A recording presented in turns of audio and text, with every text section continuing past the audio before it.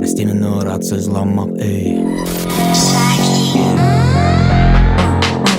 Niyetim oynamak, olar istemini rahatsızlanmak ey. Niyetim oynamak, olar istemini rahatsızlanmak ey. Niyetim oynamak, olar istemini rahatsızlanmak ey. Niyetim oynamak, olar istemini rahatsızlanmak ey.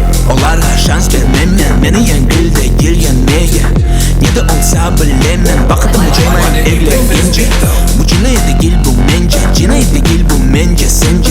Sana dost koruş gence, sana dans bolda koruş gence. Yap, sanki men yap. Bu ritim oynay onu tap. Bu ayıp değil, ayıptır yalan aytmak. Gerek sadece meydanın ortasına çıkmak. Gerek, çok gerek, bizlerge dikkat kazanmak ey. Niyetim oynamak, olar istemini rahatsızlanmak ey. Niyetim oynamak, olar istemini rahatsızlanmak ey. Niyetim oynamak, olar istemini rahatsızlanmak ey. Niyetim oynamak, olar istemini rahatsızlanmak. Herkes istemeni toktatmağa ama bu bidendir kan damarlarımda. O sözünü asla men tutamam çünkü bu ruh beni pek sallandıra. Ve bu yanı hareketler aman beyda ola. Bu rave oldu bizge adrenalin, endorfinler de bizni toldura ey.